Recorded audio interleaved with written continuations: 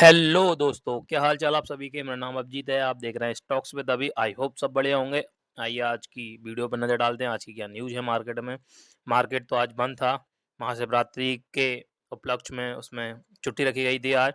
सीधा आइए न्यूज़ों पर नज़र डालते हैं। सरकार बेचेगी 5 सरकारी बैंकों में 20% तक हिस्सेदारी। प्लान जो है तैयार हो चुका है।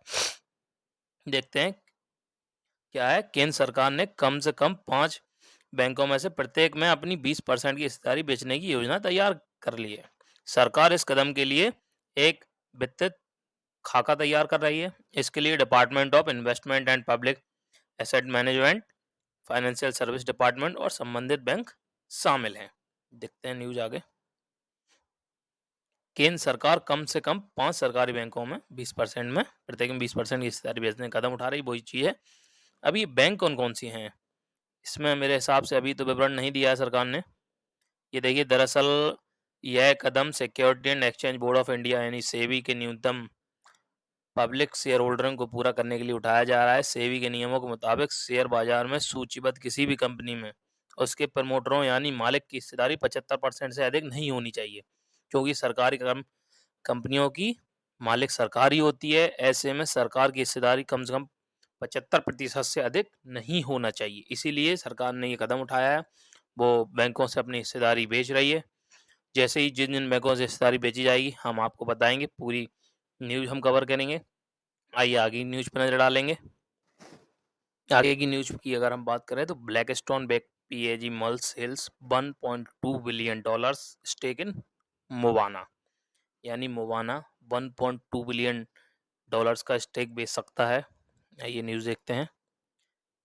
Asian private equity firm PAG is considering option that may lead to a sale its of majority stake in Mumbai listed Movana Health Management Limited, according to the people familiar with the matter। मतलब लोगों से पता चला है कि Moana अपना जो है $1.2 बिलियन का स्टेक बेच सकती है, मेजोरिटी स्टेक बेच सकती है।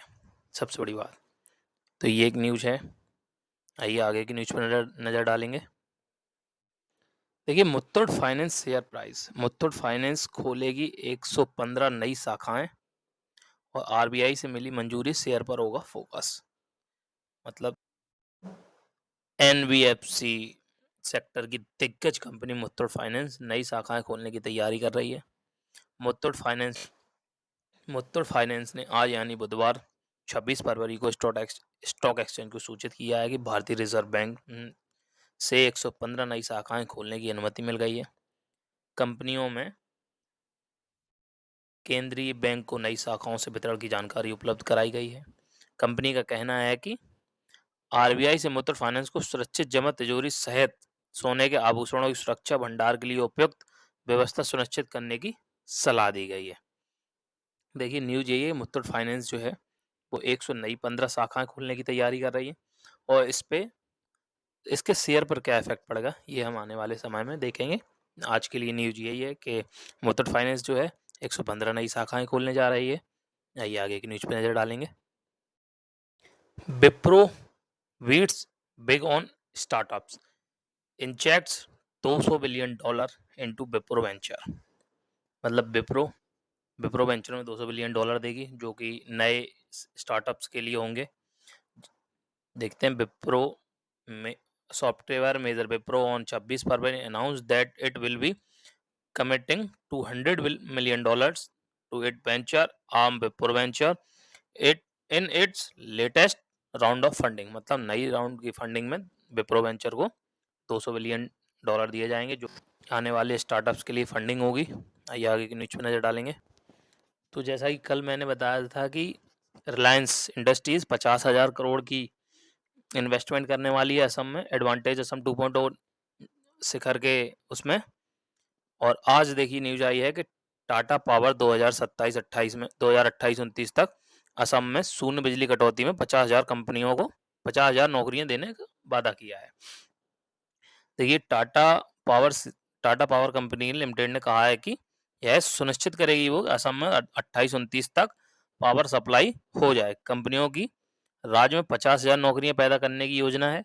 एडवांटेज असम 2.0 निवेश शिखर सम्मेलन में कंपनी ने छत पर सौर ऊर्जा, बड़े पैमाने पर नवीकरणीय ऊर्जा और इलेक्ट्रॉनिक वाहन सार्वजनिक चार्जिंग बुनियादी ढांचे में 30,000 करोड़ रुपए निवेश करने की घोषणा की है। देखिए रिलायंस ने 50,000 करोड़ रुपए मतलब 50,000 करोड़ रुपए खर्च करने की घोषणा की थी और यहाँ 30,000 करोड़ का निवेश टाटा करने वाला है।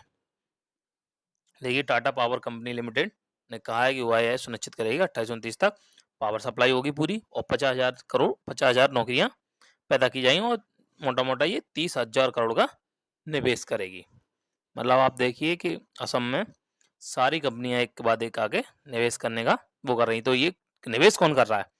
टाटा पावर। तो अपन का फोकस करना है टाटा पावर शेयर के ऊपर। ठीक है, आइए आगे की न्यूज पे नजर डालते हैं। जी, स्पाइसजेट क्वार्टर 3 के रिजल्ट आए, एक साथ 2 तिमाहियों के नतीजे हुए हैं जारी। जुलाई तिमाही में 441 करोड़ का लॉस था।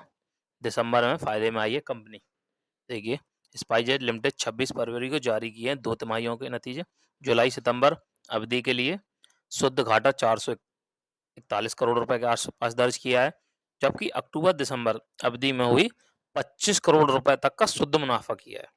नगरीय संकट में जूझ रही एयरलाइंस ने 25 फरवरी को देर रात में समाप्त हुई बैठक के बाद नतीजों की घोषणा की है। आइए स्पाइसजेट के शेयर पर नजर डालते हैं एक बार।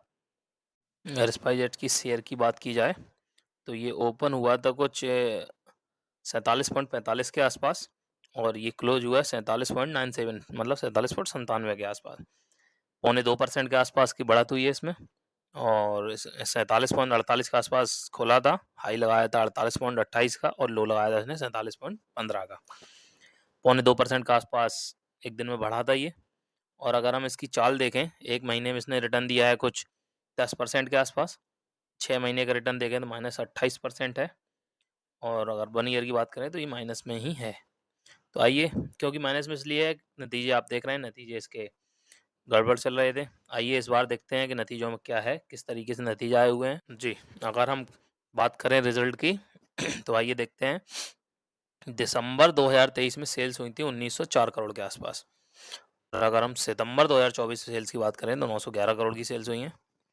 मुझे लगता है अभी सेल्स अपडेट नहीं हुई हैं यहाँ पे, तो सेल्स जब अपडेट होंगी तब हम आपको बताएंगे। ये तो पुरानी सेल्स हैं, जब अपडेट होंगी तब हम आपको बताएंगे। इसको अभी छोड़ देते हैं, आगे की न्यूज़ पे नज़र डालते हैं। एशियन मार्केट हैंगसेंग में 3% से अधिक उछलकर 52 हफ्ते के नए हाई पर पहुंच गया है। मिले जुले संकेतों के बीच निकाय में गिरावट हुई। मतलब ये हैंगसेंग हम आपको बता दें कि ये चाइना का मार्केट है, 3% से अधिक बढ़ा है और 52 वीक के हाई पर पहुंच गया है। मतलब अब आप देखिए कि हमारा मार्केट 8 महीने के निचले स्तर पर है और चाइना का मार्केट 52 वीक हाई पहुंचने वाला है। देखिए आइए बुधवार को एशियाई इक्विटी बाजारों में मिले जुले रुझान देखने को मिले हैं। हैंगसेंग में बढ़त देखने को मिली है, जबकि जापान में 225 इंडेक्स में गिरावट दर्ज कराई गई है। महंगाई और संभावित टैरिफ एडजस्टमेंट को लेकर चिंताओं के कारण वॉल स्ट्रीट में लंबे समय तक दबाव के बाद निवेशक सतर्क दिख रहे हैं। टेक्नोलॉजी बाजारों में मजबूती खरीदारी के चलते सुबह 11:40 बजे हैंगसेंग 3% से ज़्यादा बढ़कर 23,761 पर पहुंच गया है। यह 52 हफ्ते के नए हाई यानी कि 23,973 पर भी पहुंच गया। संघाई कम्पोजिट में 0.76% बढ़कर 3,371 पर पहुंच गया। निवेशकों में बीजिंग से नीतिगत समर्थकों के संगीत में पॉजिटिव रुख दिखाया है, यानी कि चाइना के मार्केट में पॉजिटिव, चाइना का मार्केट पॉजिटिव दिख रहा है। आइए आगे की न्यूज़ पे नज़र डालते हैं। और एफ मार्केट जो है पॉजिटिव दिख रहा है, मतलब हैंगसेंग यानी चाइना का मार्केट पॉजिटिव दिख रहा है, वहीं हमारा मार्केट नेगेटिव, आपको नेगेटिव ही संदेश दे रहा है। 8 महीने के निचले स्तर पर है, आपको पता है, जैसा कि मैं आपको बता रहा हूँ। क्योंकि यहाँ जो एफआईआई सेलिंग कर रहे हैं वो कहीं ना कहीं तो बाइंग करेंगे, तो वो बाइंग चाइना जा रही है, इसलिए मार्केट चाइना का बढ़ रहा है, हमारा मार्केट माइनस हो रहा है। ये सब जो अनिश्चितताएं आपको दिख रही है मार्केट में, ये डोनाल्ड ट्रंप के टैरिफ टैरिफ जो डोनाल्ड ट्रंप टैरिफ टैरिफ खेल रहे हैं, उसी चक्कर में ये सब हो रहा है। धीरे धीरे सारे मार्केट स्टेबल होंगे। आप देखना हमारा मार्केट भी ऑल टाइम हाई के आसपास, इस साल के एंड तक ऑल टाइम हाई के आसपास तक की जो गणनाएं की जा रही हैं वो सच होंगी। आज तक यहीं रखते हैं, क्योंकि एफ आई आई डी का डाटा तो आज आएगा नहीं, मार्केट बंद था। अगर आपको हमारा वीडियो अच्छा लगता है तो वीडियो को लाइक करें, चैनल को सब्सक्राइब करें। जय हिंद, जय भारत।